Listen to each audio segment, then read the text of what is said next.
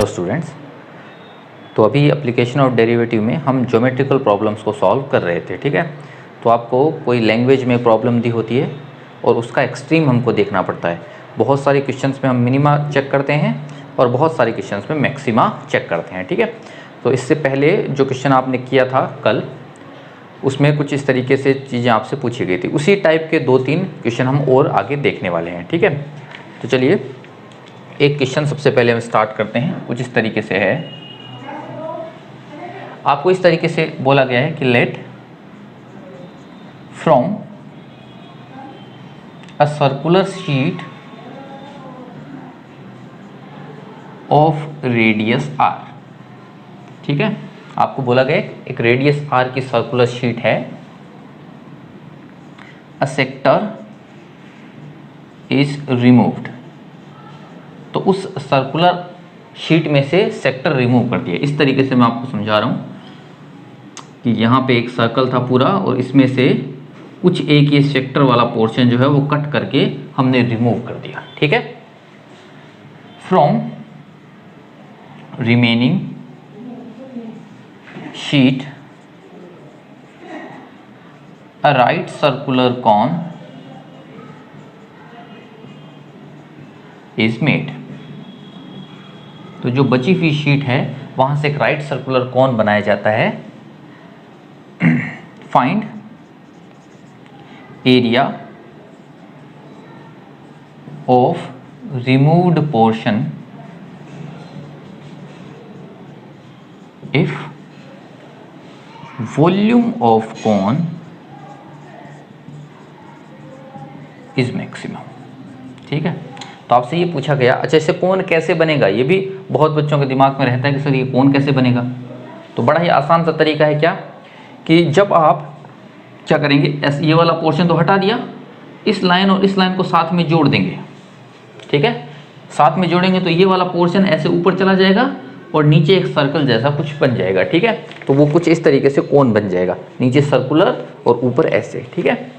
तो आप ऐसे कर सकते हो, आप ऐसे करके देखना कि एक सर्कुलर अगर आप लेते हो पार्ट, उसमें से थोड़ा सा पार्ट काट देते हो और दोनों को जब आप मैच कराने की कोशिश करते हो तो ये जो सर्कुलर वाली चीज़ है वो कोण जैसा बन जाएगा, ठीक है। तो वही कोण की बात कर रहे हैं, ठीक है। थोड़ा सा और मैं समझा देता हूँ आपको। तो कैसे ये कोण बनेगा, मान लीजिए इस तरीके से ये कोण बनेगा, ठीक है। तो अगर मैं आपसे पूछूं कि ये कोण कैसे बना, तो आप बोलोगे कि सर ये दोनों, ये रेडियस आपको r दे रखी थी, तो ये जो दोनों रेडियस है उनको जैसे ही मैंने ऐसे आपस में मिलाया तो ये वाली चीज़ है वो रेडियस अब बन जाएगी, ठीक है। शायद आप समझ पा रहे होंगे किस तरीके से करते हैं। तो जैसे ही हमने इन दोनों पोर्शन को ऐसे मिलाया, ये वाला हिस्सा ऊपर उठ गया, या फिर ऐसा बोल सकते हो ये वाला हिस्सा अंदर चला गया, ठीक है। दूसरी चीज़ क्या है, अगर मैं इसकी रेडियस को x मानता हूँ, अच्छा मैं आपसे पूछूं कि भाई ये वाला पोर्शन कितना हो जाएगा, तो आप क्या बोलोगे कि सर ये वाला पोर्शन कितना हो जाएगा, जितना यहाँ से लेकर यहाँ तक का पोर्शन है, ठीक है। तो अगर आप ध्यान से देखो कि ये पोर्शन तो हट गया है, अगर ये पोर्शन हट गया है तो ये वाला पॉइंट और ये वाला पॉइंट ऐसे मिल जाएंगे। तो जब ऐसे ये पोर्शन मिल जाएगा तो यहाँ से लेकर यहाँ तक ओनली ये जो लेंथ आपको दिख रही है, इसको आर्क की लेंथ आप बोल सकते हो। तो ये लेंथ ऑफ आर्क जो दिख रही है वो पूरा नीचे सर्कल बन जाएगा। तो एक बार के लिए मैंने क्या किया है, इस सर्कल की रेडियस को x अज्यूम कर लिया। अब ध्यान देना ये x और ये r सेम नहीं होंगे, ठीक है। इसकी हाइट को एक बार के लिए हम h बोल देते हैं। वैसे h बोलने की जरूरत नहीं है, ये हाइट अपने आप आ जाएगी √r² - x²। क्लियर है। तो यहाँ से अगर मैं वॉल्यूम की बात करूँ तो आप बोलोगे sir volume is equals to 1/3 pi r², r की जगह x² और h की जगह आ जाएगा √r² - x²। क्लियर है। तो मैंने इसका वॉल्यूम अभी तक कैलकुलेट कर दिया। अब जब हमने dV/dx कैलकुलेट किया तो यहाँ से आ जाएगा 1/3 पाई, ये तो कॉमन आ जाएगा। चेन रूल से इन दोनों का डिफरेंशिएशन हम करेंगे। तो x² का differentiation 2x √r² - x² as it is, plus x² as it is under का 1/2 √r² - x² डिफरेंशिएशन और -x² का हो जाएगा -2x।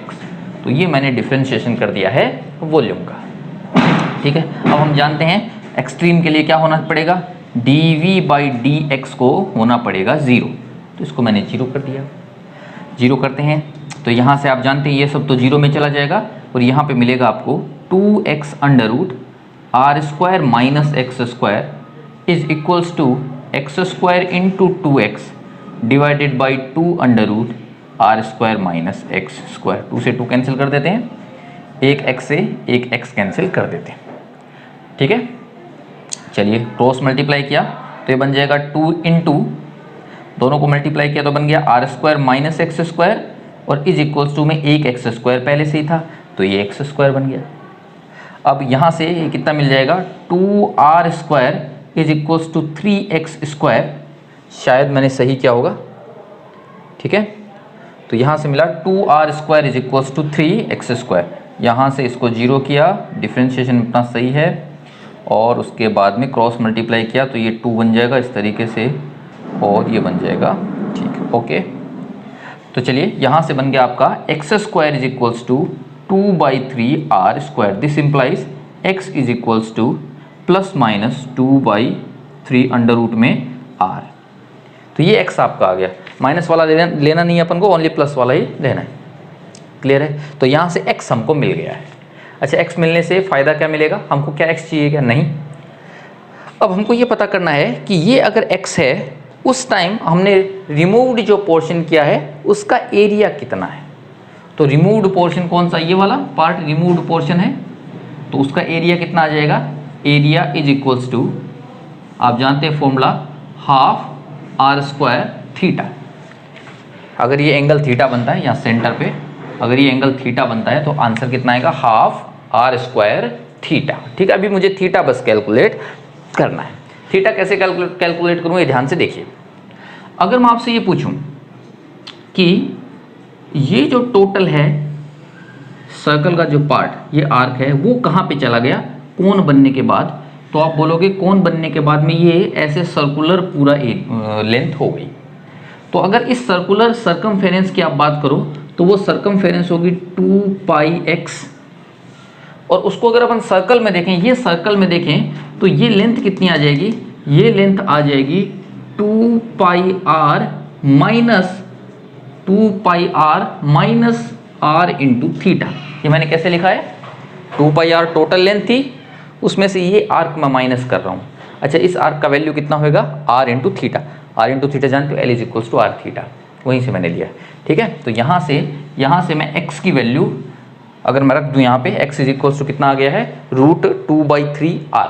तो यहाँ पे मैं लिख सकता हूँ 2π into √2/√3r is equals to 2πr minus r theta. तो ये r तो कैंसिल ही हो जाएगा, यहाँ से थीटा आराम से कैलकुलेट कर सकते हो, theta is equals to 2π1 minus √2/3, ये आ जाएगा आपका थीटा।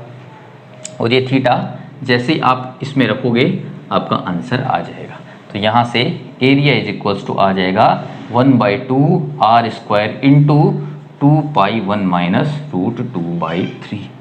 तो ये जो एरिया आएगा ये वो वाला एरिया है जब कोण बनाएंगे तो वो मैक्सिमम वॉल्यूम का कोण बनेगा। क्लियर है। चलिए नेक्स्ट क्वेश्चन पे आते हैं अपन। तो अगले क्वेश्चन पे अपन आते हैं। क्वेश्चन में बोला गया है for a steamer the consumption of petrol per hour varies as the rate of as the cube of its speed. ठीक है, तो स्टीमर की हम बात करते हैं, पानी में जो बोट चलती है स्टीमर, उसके बारे में बात करी गई है और बोला गया है कि उसमें जो पेट्रोल की कंजप्शन है वो कुछ इस तरीके से है, वो प्रोपोर्शनल है उसकी स्पीड के क्यूब के, मतलब जितना तेज़ स्पीड से आप चलाओगे उसके क्यूब के रेट के हिसाब से उसका पेट्रोल कंजप्शन होगा। ठीक है, if the speed of current is steady, तो मतलब बोला गया करंट की स्पीड स्टेडी है तो आपको बताना है और कितनी है 1 किलोमीटर पर आवर है। Then find the most economical speed of the steamer going against current. तो अगर अपना स्टीमर करंट के अगेंस्ट में चल रहा है तो आपको बताना है कि क्या मैं स्पीड सबसे ज़्यादा रखूं कि अपना कॉस्ट सबसे कम आए। क्लियर है, मतलब इकोनॉमी सबसे अच्छी आनी चाहिए, ये हमको बात करनी है। तो सबसे पहली बात इसमें क्या क्या गिवन है ध्यान से अपन को देखना है। तो सबसे पहली ये चीज़ गिवन है कि जो कंजप्शन है ठीक है, इसको मैं चलिए ऐसे एक बार के लिए सी बोल देता हूँ, वो प्रोपोर्शनल है v क्यूब के, वेलोसिटी के क्यूब के प्रोपोर्शनल है कंजम्पशन। पहली बात तो ये समझ में आई, ठीक है। अगर मैं ये प्रोपोर्शनलिटी को हटाना चाहता हूँ तो मुझे लिखना पड़ेगा c इज इक्वल्स टू के वी क्यूब, ये k मैंने कोई कांस्टेंट ले लिया है, ठीक है। ये आपका कंजम्पशन हो गया, ठीक है। अब दूसरी बात क्या है, अगर मैं इसको कंजम्पशन के अलावा कोस्ट बोलता हूँ तो वो भी कितना हो जाएगा, कुछ नया constant k1 into V cube, ठीक है। ये कितना आ जाएगा, कॉस्ट हो जाएगा k1 into V cube rupees per hour, मैंने ऐसे उसको बोल दिया। अच्छा, ये मैंने क्या किया, अभी कंफ्यूज नहीं होना, आपको ध्यान से सुनना है क्या क्या मैंने बोला। सबसे पहले मैंने बोला कि भाई वी क्यूब के हिसाब से पेट्रोल खत्म होता है, आई बात समझ में। तो सबसे पहले ये प्रोपोर्शनलिटी कांस्टेंट प्रोपोर्शनल का साइन हटाने के लिए मैंने कांस्टेंट लिया k1 k, ठीक है। तो अभी मुझे क्या पता चला कि k into V cube litre petrol चला जाएगा 1 घंटे में, आई बात समझ में, ठीक है। फिर मैंने क्या किया, इस k को k1 कर दिया। k1 करने से मेरा क्या फ़ायदा मतलब हुआ, क्या इससे क्या हुआ, जैसे कि पेट्रोल की प्राइस थी 70 रुपीज़ पर लीटर, ठीक है। तो अब मैं क्या करता, फिर मुझे पता चल गया कि 1 घंटे में कितना पेट्रोल लगता है, k इंटू वी क्यूब, और मुझे कोई पूछे कि पैसा कितना लगेगा, तो आप क्या बोलोगे, सर इसको 70 से मल्टीप्लाई कर दो। तो वो 70 और ये k कांस्टेंट मिला के मैंने क्या बोल दिया है, k1 बोल दिया है, क्योंकि इससे अपन को कोई फर्क नहीं पड़ेगा कि वो k1 कांस्टेंट कितना है, वो तो वेरी करेगा, जितना भी अपन को बताया जाएगा उतना अपन यहाँ पे रख देंगे। तो इसीलिए आप डायरेक्टली कंजम्पशन को भी k इंटू वी क्यूब बोल सकते हो और कॉस्ट को भी k1 into V cube rupees per hour बोल सकते हो। यहाँ पे होगा लीटर पर आवर और यहाँ पे क्या होगा, रुपीज़ पर आवर, उसमें आपको कोई दिक्कत नहीं है, ठीक है। अगर मैं आपसे पूछूं कि टोटल कॉस्ट कितनी होगी, तो टोटल कॉस्ट में आप क्या बोलोगे, आप बोलोगे सर हमको ये बता दीजिए कितनी देर आपने स्टीमर चलाया है, उस हिसाब से हम टोटल कॉस्ट आपको बता देंगे, ठीक है। 1 घंटा अगर आप स्टीमर चलाते हो तो k1 इंटू वी क्यूब रुपया लगेगा, अगर आप 2 घंटा चलाते हो तो उसको डबल मल्टीप्लाई कर दीजिए। तो हमने बोल दिया कि हमने उस स्टीमर को टी टाइम के लिए चलाया है, तो अगर हमने टी टाइम के लिए चलाया है तो ये आ जाएगा k1 V cube into T rupees, hour खत्म हो जाएगा, ओनली रुपीज़ में सारा आ जाएगा। तो अगर आप इस डायमेंशन की तरफ आप देखते हो तो भी आप क्वेश्चन को करेक्ट कर सकते हो बिना कोई फॉर्मूला के। तो यहाँ तक आपको समझ में आया होगा कि यहाँ पे k मल्टीप्लाई किया इसकी वजह से, फिर ये कांस्टेंट k1 क्यों हो गया, क्योंकि हमने उस लीटर को डायरेक्टली प्राइस में चेंज कर दिया रुपीज़ में। यहाँ तक बात समझ में आ गई, ठीक है। अभी बात करते हैं टी की। क्या टी कांस्टेंट रहेगा क्या, बिल्कुल नहीं है, टी तो कांस्टेंट नहीं है। तो टी की अगर मैं बात करूं, अलग से जाके मैं टी की बात करता हूं, तो टी इज इक्वल्स टू होता है डिस्टेंस डिवाइडेड बाय स्पीड, ये बात समझ में। अगर टाइम की हम बात करें तो टाइम का फॉर्मूला होता है डिस्टेंस अपॉन स्पीड, ठीक है। तो डिस्टेंस एक बार के लिए चलिए मैंने फिक्स कर दी है, डी डिस्टेंस कोई है, ठीक है, अपॉन अब हम बात करने वाले हैं स्पीड की, आई बात समझ में। तो स्पीड कितना रखेंगे, क्या v अपन स्पीड रखेंगे क्या, सोच के बताना आपको, क्या हम स्टीमर की स्पीड अब v रखेंगे क्या, क्यों, क्योंकि आप ध्यान से देखिए हमने डिस्टेंस d मान लिया है डिस्टेंस है। तो अगर आप पानी में d डिस्टेंस की बात करते हो और आप स्टीमर से d डिस्टेंस तय करना चाहते हो तो इस बात का भी इफेक्ट आएगा कि आप करंट के साथ चल रहे हैं कि करंट के खिलाफ चल रहे हैं, अगेंस्ट में चल रहे हैं। क्योंकि अगर आप करंट के अगेंस्ट में चल रहे हैं तो आपकी इफेक्टिव स्पीड v नहीं रहेगी। अगर आपको मतलब उसी d डिस्टेंस को ज़मीन पर सरफेस पे अगर आप बात करो तो अगर आप 5 सेकंड में तय करते हो तो पानी में करंट की अगेंस्ट स्पीड में आप 5 सेकंड में उसको तय नहीं कर सकते हो, क्यों, क्योंकि आपको पानी थोड़ा पीछे धकेल देगा। इसी तरीके से अगर आप पानी की करंट की स्पीड के साथ में जा रहे हो तो आप जल्दी पहुंच जाओगे, क्योंकि थोड़ी हेल्प अपन को पानी की स्पीड भी कर देगी। तो इसीलिए आपने फिजिक्स में ये चीज़ पढ़ी होगी शायद कि जो इफेक्टिव स्पीड है वो करंट के अगेंस्ट में v माइनस सी बन जाएगी। अब c माइनस वी मत बोलना, c माइनस वी अगर बोल दिया तो हम पीछे जाने चालू हो जाएंगे, क्यों, इसका मतलब तो ये हो गया कि c ज़्यादा है और v छोटा है। अगर v छोटा होगा c से तो हम इफेक्टिवली पीछे जाएंगे, आगे जा ही नहीं पाएंगे। तो इसीलिए v को ज़्यादा रखना पड़ेगा c से, ये तो एक मतलब आप बोल सकते हो कॉमन सेंस की बात है। तो यहाँ तक मुझे टाइम पता चल गया, तो मैंने टाइम को यहाँ पे लिखा है k1 v क्यूब, ठीक है, टाइम की जगह लिख दिया d अपॉन v माइनस सी। तो ये आ गया है कॉस्ट। तो यहाँ तक शायद आपको समझ में आया होगा। ठीक है, अभी अपन को क्या करना है, अपन को कॉस्ट को मिनिमाइज करना है, तो कर देते हैं कॉस्ट को मिनिमाइज। तो यहाँ से आ गया DC डिवाइडेड बाई DV। अच्छा, अपन को पूछा डिफरेंशिएट किसके रिस्पेक्ट में करना है, V के रिस्पेक्ट में।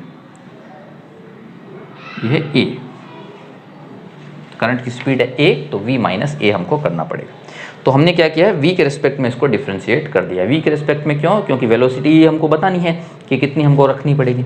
तो यहाँ से हमने K1 इंटू D को अलग किया, ठीक है, अपॉन में आ जाएगा V माइनस A का होल स्क्वायर। अब ऊपर में क्या रहेगा, सबसे पहले इसका डिफरेंशिएशन तो आएगा 3V square into V minus A as it is, ठीक है, माइनस इसका डिफरेंशिएशन आ जाएगा 1 और V cube as it is. तो ये आ गया आपका differentiation DC divided by DV। अब डिफरेंशिएशन को जीरो करना है, तो हमने क्या किया है यहाँ पे, let DC upon DV is equals to 0। किसके लिए, एक्सट्रीम कैलकुलेट करने के लिए। तो यहाँ से आ जाएगा, इसको जीरो कर देते हैं डायरेक्टली, अभी तो आप समझ गए होंगे। तो डिनोमिनेटर सारा जीरो हो जाएगा, आपका बच जाएगा 3V square V minus A is equals to V cube. तो V स्क्वायर से V क्यूब को स्क्वायर को कैंसिल किया, तो आपको लिखना पड़ेगा V इज इक्वल्स टू 0। तो V इज इक्वल्स टू 0 तो आप जानते हो नहीं हो सकती। अगर आपने V, इसने क्या बोला है कि आपका पैसा लगेगा ही नहीं अगर आप स्टीमर चालू ही नहीं करोगे। तो अगर स्टीमर चालू ही नहीं करेंगे तो वहाँ पहुँच ही नहीं पाएंगे ना, तब तो अपने बिजनेस का कोई फ़ायदा ही नहीं है। तो इसीलिए ये तो हमने ख़त्म कर दिया कि V 0 तो नहीं रख सकते, कुछ ना कुछ तो V को रखना पड़ेगा। तो यहाँ से ये आएगा 3V minus 3A is equals to कितना आ जाएगा, V। ये उधर जाएगा, ये इस साइड जाएगा, तो 2V is equals to 3A, यानी V आपका होना चाहिए 3/2A। क्लियर है। तो यहाँ से हो गया V is equals to 3/2A। मतलब आपको करंट की 1.5 गुना स्पीड आपको रखनी पड़ेगी, जिससे कि सबसे कम आपकी कॉस्ट आएगी। ठीक है, तो ये पहले से ही स्टीमर चलाने वाले कैलकुलेट करके रखते हैं। आप उनको पीछे बैठ के बोलते हो और भगाओ, लेकिन वो भगाते नहीं हैं। क्यों नहीं भगाते हैं, क्योंकि ये उनको इकोनॉमी यहाँ पे रखनी पड़ती है। क्योंकि आप तो उनको 500 रुपये देने वाले हो, ज़्यादा दोगे नहीं, तो ज़्यादा नहीं दोगे तो वो क्यों भगाएगा। ठीक है, तो चलिए अगले क्वेश्चन के ऊपर अपन आते हैं। तो चलिए अगले क्वेश्चन पे हम आते हैं। आपसे बोला गया है a close rectangular box with square base is to be made to contain 1000 feet cube. तो आपको एक ऐसा क्लोज बॉक्स बनाना है जिसका बेस स्क्वायर का होना चाहिए और उसके अंदर 1000 क्यूबिक फीट मतलब मटेरियल आना चाहिए। उसका वॉल्यूम आपको दे रखा है। The cost of the material per square foot for the bottom is 15 paisa. तो मतलब बॉटम को बनाने का पर स्क्वायर फीट का खर्चा कितना है, 15 पैसे। ठीक है, फॉर द टॉप इज 25 पैसा एंड द साइड इज 20 पैसा। तो टॉप के लिए 25 पैसा लगेगा और साइड्स के लिए 20 पैसा लगेगा। The labour cost is 3 rupees. तो जो लेबर कॉस्ट है वो बोलेगी 3 रुपीज़ पर बॉक्स हम लेंगे। और आपसे बोला गया है find dimension of the box when the cost is minimum. तो कॉस्ट मिनिमम हो ऐसी कोई डायमेंशन आप बताइए। ठीक है, मतलब ऐसा था, हलवाई जो था उसने बोला बॉक्स बनाने वाले को भी हमको बॉक्स बना के दे, बस हमको इतना पता है कि 1000 फीट क्यूब उसमें आना चाहिए, मटेरियल उसमें 1000 फीट क्यूब आना चाहिए। डायमेंशन जो तुमको अच्छी लगे वो तुम रख लो, हमको कोई मतलब नहीं है, बस उसका बेस आपको स्क्वायर रखना है। तो कितनी उसको डायमेंशन रखनी पड़ेगी जिससे कि उसकी कॉस्ट सबसे कम आए। क्लियर है। तो सबसे पहले हम बात करते हैं क्या क्या हमको गिवन है। तो सबसे पहली चीज़ तो ये गिवन है कि जो भी आपसे अगर बोला जाए कि वो बॉक्स होगा, ठीक है, इस तरीके से वो बॉक्स है, तो अगर आपको मैं पूछूं कि ये जो बॉक्स का बेस है वो कैसा होगा, तो आप बोलोगे बॉक्स का बेस आपको स्क्वायर रखना पड़ेगा। तो स्क्वायर रखना है तो मैंने इसको ए और ए अज्यूम कर लिया। और मान लेते हैं जो इसकी हाइट है वो कितनी है, h, उसको मैं क्या मान लेता हूँ, h मान लेता हूँ। तो सबसे पहली चीज़ मुझे क्या दी हुई है, वॉल्यूम दिया हुआ है। Volume is equal to 1000 feet cube, यानी मुझे पता है a square into H is equal to 1000 feet cube. Clear है। तो यहाँ तक आपको पता है कि a स्क्वायर एच आपको दिया हुआ है। ठीक है। दूसरी बात, अगर मैं बात करूँ कॉस्ट की, तो मैं अगर कॉस्ट की बात करूँ तो आप बोलोगे कि सबसे पहले मुझे बेस बनाना है। तो बेस का एरिया कितना हो गया, a स्क्वायर, और इंटू इसकी कॉस्ट कितनी है, तो आप बोलोगे सर इसकी कॉस्ट इसने दे रखी है 15 पैसे, तो इंटू मैंने 15 कर दिया, प्लस टॉप जो है, टॉप का एरिया कितना होगा, तो आप बोलोगे टॉप का एरिया भी होगा ए स्क्वायर ही होगा, बट टॉप को बनाने की कॉस्ट कितनी है 25 पैसा, तो इनटू मैंने कितना कर दिया 25 पैसा। अच्छा, इसको रुपीज़ में करना है तो आप आगे भी चेंज कर सकते हो, बट हमको इससे कोई मतलब नहीं है, रुपीज़ में रखो चाहे पैसा में रखो, आपको ओनली डायमेंशन से मतलब है। प्लस साइड्स, तो कितनी साइड और बच गई, 4 साइड बच गई हैं, तो 4 इंटू, ठीक है, साइड्स का सरफेस एरिया की मैं बात करूं तो इधर वाला भी कितना होगा a इंटू एच, इधर वाला भी कितना होगा a इंटू एच, तो चारों साइड्स की डायमेंशन होगी a इंटू एच और उसको मल्टीप्लाई करना पड़ेगा 20 पैसा से। क्लियर है? ठीक है, तो कुल मिला के बात क्या हो गई, ये 15 और 25 हो गया 40, तो 40 a स्क्वायर हो गया और प्लस यहाँ से हो गया 80 a इंटू एच, ये आपको अभी तक मिल गया है। ठीक है, तो ये हो गया है कॉस्ट। कॉस्ट को एक बार के लिए मैंने सी बोला है। अच्छा, यहाँ पे आप देखो ए भी एक वेरिएबल डायमेंशन है, एच भी एक वेरिएबल डायमेंशन है, तो इन दोनों में से किसी एक को रिमूव करना पड़ेगा। अच्छा, रिमूव कहाँ से करेंगे, ये रही चीज़ आपको पहले से दे रखी है रिमूव करने के लिए, तो यहाँ से आप बोलोगे H is equals to 1000 upon A square, तो 1000 अपॉन ए स्क्वायर में कर दूंगा, तो यहाँ से आ जाएगा 40 ए स्क्वायर प्लस 80 इंटू ए इंटू एच की जगह कितना आ जाएगा 1000 अपॉन ए स्क्वायर, तो एक ए से एक ए तो कैंसिल कर देंगे।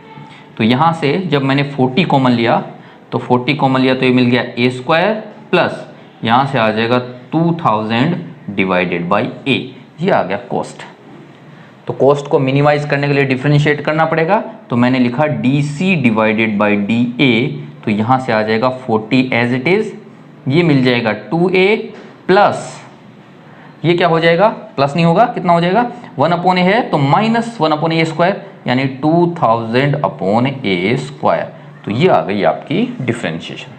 अब तो आगे आप जानते हैं, आप बोलोगे कि sir D C divided by D A को मुझे 0 करना है, तो क्योंकि कॉस्ट को मुझे मिनिमाइज करना है, तो ऐसा करने के लिए आ जाएगा 2a is equals to 2000 divided by A square. ठीक है, तो यहाँ से आ जाएगा 2 से कैंसिल कर देना, तो a क्यूब डिवाइडेड बाई 1000 हो गया है, तो a इज इक्वल्स टू कितना आ जाएगा 10 फीट।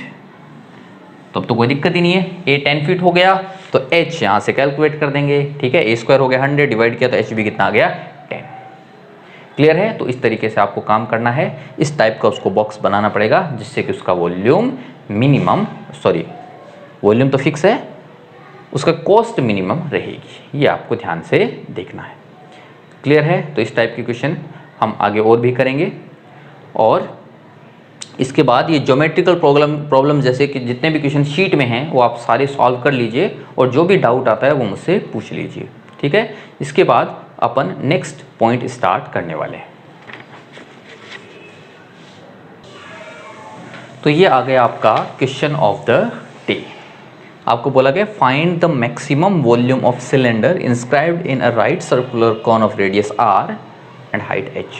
तो एक कॉन है, रेडियस r और हाइट h का, इस तरीके से कॉन है। ठीक है, इसकी रेडियस आपको r दे रखी है, हाइट इसकी h दे रखी है। तो आपको ये बताना है कि इसके अंदर आप सबसे बड़ा कितना सिलेंडर ले सकते हो, कितने वॉल्यूम का सिलेंडर सबसे बड़ा ले सकते हो। ठीक है, तो ये आपका क्वेश्चन है, सॉल्व करिए आराम से और इसको सेंड कर दीजिए। ओके, तो आज के लिए काफ़ी है, अगली क्लास में अपन बात करेंगे कुछ और पॉइंट्स की।